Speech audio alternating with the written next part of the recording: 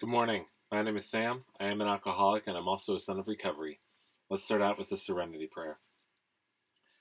Good and gracious God, grant me the serenity to accept the things I cannot change, the courage to change the things I can, and the wisdom to know the difference. Amen. So I am reading through the 12 secular steps. I'm in chapter 5, which is the first 90 days sober, and steps 1, 2, and 3. And we are going to continue into step 1. I admitted that I am an addict and that my life had become unmanageable. Honesty is important for every step of recovery, but it is especially crucial to our step 1. As we do an accounting of the costs and consequences of our use, honesty is the scalpel that will cut through denial and rationalizations. Be warned, however, that when we cut through these, we come face to face with an ugly truth. I am an addict.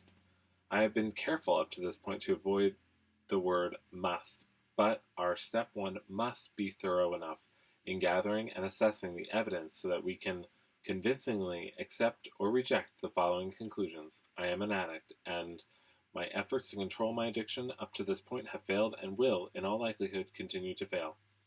Once you firmly accept these conclusions, you'll likely realize that you're screwed. It's okay, you're in the right place. I remember that feeling very well. Early recovery sucks, at least it did for me. I found it to be more than a little overwhelming when I finally accepted the reality of addiction. Suddenly, much of my life story became clear, and I finally perceived and understood the history of my progression and the true impact addiction had on my life. I also realized more fully the damage I had inflicted on others. Over time, I had distorted my perceptions into willful ignorance. I had chemically numbed myself to the facts and to all the effects of progression. But now, the anesthetic was wearing off. Looking back, I needed to experience this painful truth. I needed the humbling experience of hitting bottom. Hitting bottom produced both the motivation to change and the willingness to accept help. Complete your step 1 with a first step inventory. If you are truly an addict, then your recent history should confirm the fact that drugs and alcohol are in control of you, and not the other way around. When I wrote my inventory, at first it was just a freestyle listing of the worst things I had done in my addiction as they came to mind. Then I moved on to a more structured accounting. I started with the past week, then the past few months, then lumped the past few years together, and then a few items from the more distant past. You may want to organize patterns and consequences into categories: emotional harm to myself and to others, physical harm, social harm, intimate relationships, family and friends, financial costs, moral failures, and other. As a separate part of your inventory, you may want to evaluate your level of addiction progression. See Chapter 3 and evaluate which benchmarks and stages relate to you. What you are measuring is in this inventory is the strength of your addictive drive. How far were you willing to go to get the drink or drug? What morals or personal values did you betray in the process? How much of your life did you throw away? No matter how you go about doing a first step inventory, make sure it is thorough and specific enough to fully answer the following questions. Does the evidence confirm I cannot control my use of alcohol and or drugs once I get started? Can I handle my alcohol or drug, or have there been unwanted consequences not of my choosing?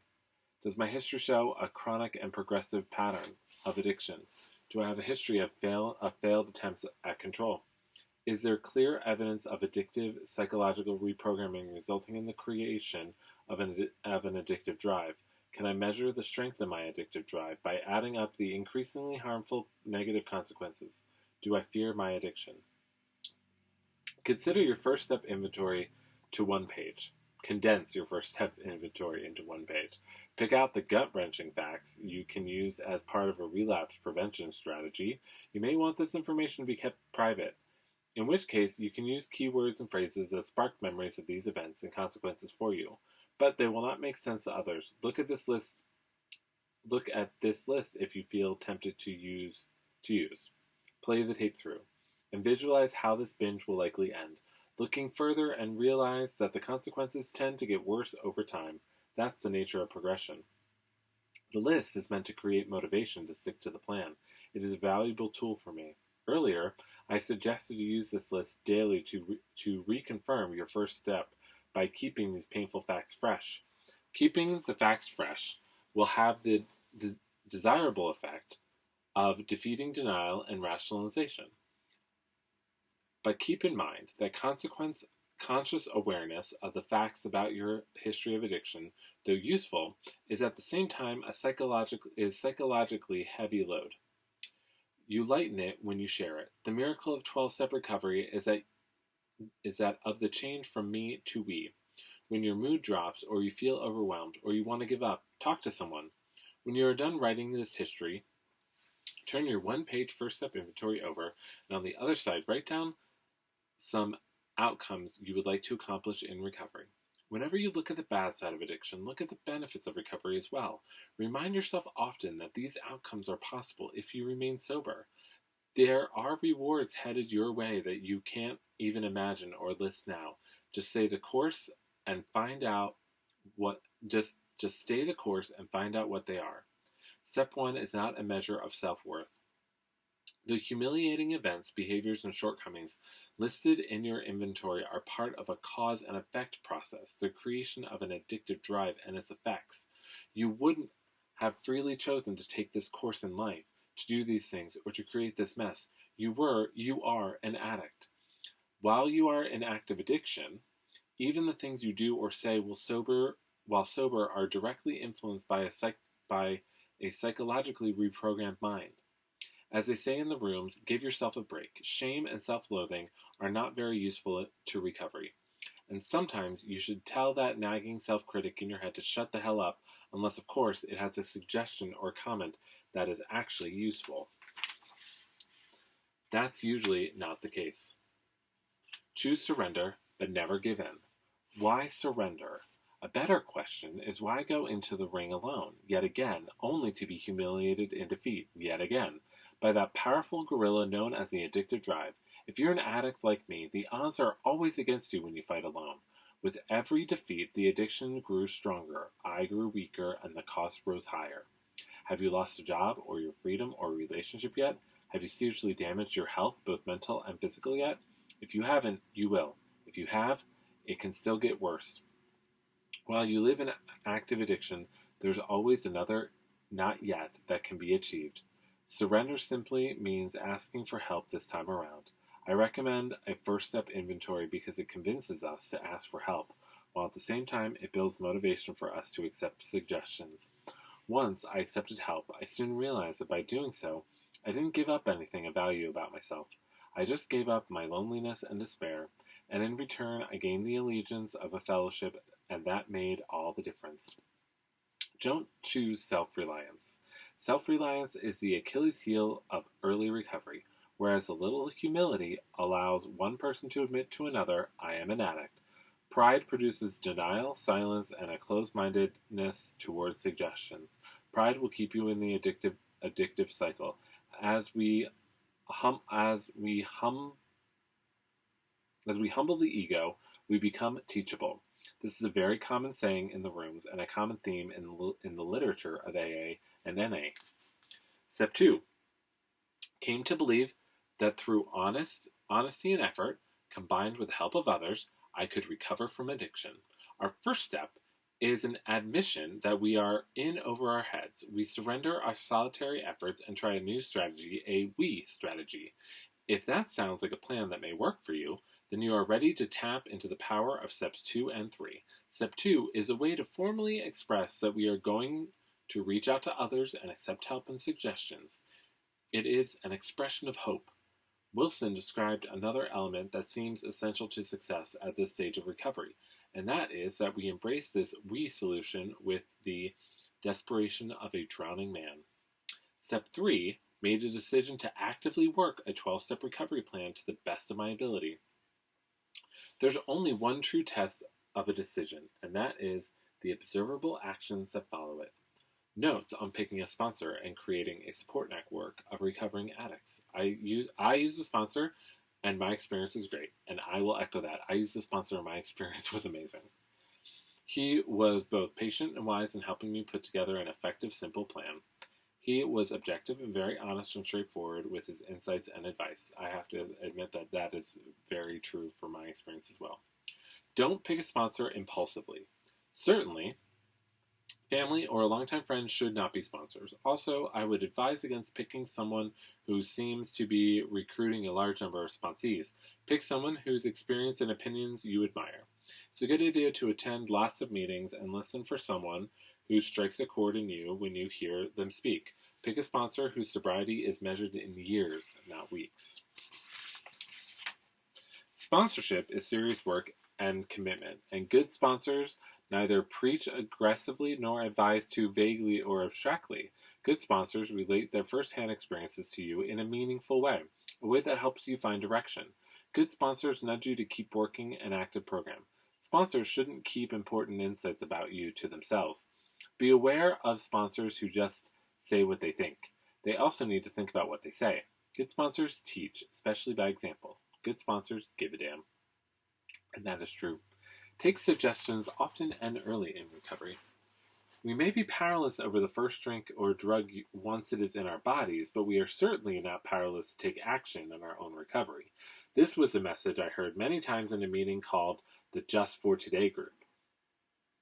But with that message comes the warning that taking action does not mean taking charge. It means putting wise suggestions into action. Progress in early recovery is often a direct result of taking suggestions. Generally, it is recommended that we do not make any major decisions on our own or begin any intimate relationships during our first year of sobriety. Our minds are clouded, toxic for at least a few months. Plus, we are probably vulnerable to reacting emotionally rather than rationally to situations and people. Speaking of new relationships, at this point in our lives, it's not likely that we bring very much in the way of positives to the table.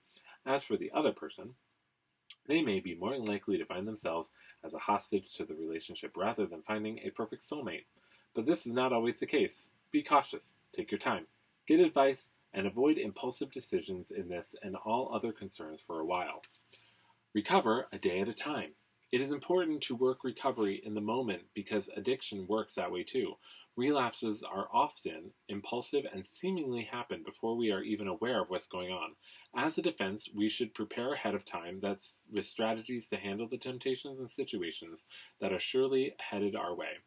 You will hear this next piece of advice often. Remember that your sobriety comes first, always.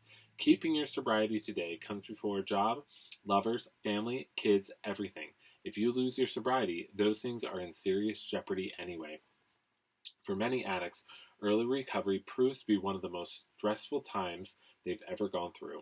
It takes time to deal with the wreckage of an addicted past. So for the first few months, meeting your basic needs and staying sober should really ideally be your only priorities. I realize this scenario is not always possible. Anyway, keep it simple as much as you can. This is a piece of advice that people in early recovery ignore at great peril, and that is immensely true. And the thing about it takes time to deal with the wreckage of an addicted past. I was brought into the group because of DUI, and so pretty much the first year of my sobriety was most of it was dealing with my DUI and having to get that done. So it was so from an outside perspective, it would look like it was going to be very hard for me to keep everything simple with everything I had to do. But it actually wasn't that hard. It was once I started to really get down what I just needed to do every day and just do the things I needed to do every day and write it down, it all became so much easier. So I highly recommend that. So, in case of relapse, the danger in a slip is that it makes it easier to repeat it a second time, then a third, and so on. A couple things to keep in mind. Call someone before you drink or use, not after. When you sober up, tell someone, like a sponsor, what happened. With their help, analyze the thoughts and events that led up to the slip, so you understand what went wrong. Get back to your recovery routine right away. There are two types of relapses. In the first, you start listening to the addictive voice, come up with a plan to use, and then at some point decide to go through with it. In the second, the relapse is so impulsive it happens without any plan. In either case, get back to the new 90 days quickly. If you have not been working with a sponsor up to this point, please try working with one this time. Day by day, keep up the willingness to make the right choices. If your relapses take you further than a slip, and you find yourself back out there in full-blown active addiction, just bear in mind that you're likely to soon experience consequences severe enough to create the willingness you presently seem to lack, or you can choose to skip that new crisis and reach out for help now. I'm sure the helping hands of AA or NA will be there, and that is always true, always true. If you need help from anyone, please reach out. Reach out to somebody, even me, even if you just need to message. I hopefully will see it very quickly. But, I monitor stuff a lot. So please, if you need to leave a message, do it.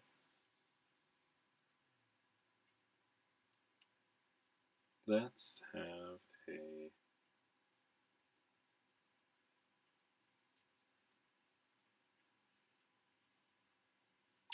Let go completely.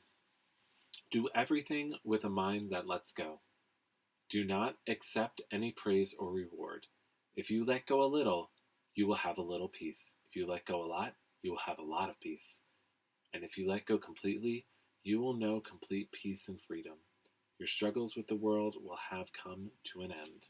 And I pray that that is true for all of you. So please, if you have any comments, questions, or thoughts, please leave them. And as always, I hope you have a blessed day. Thank you.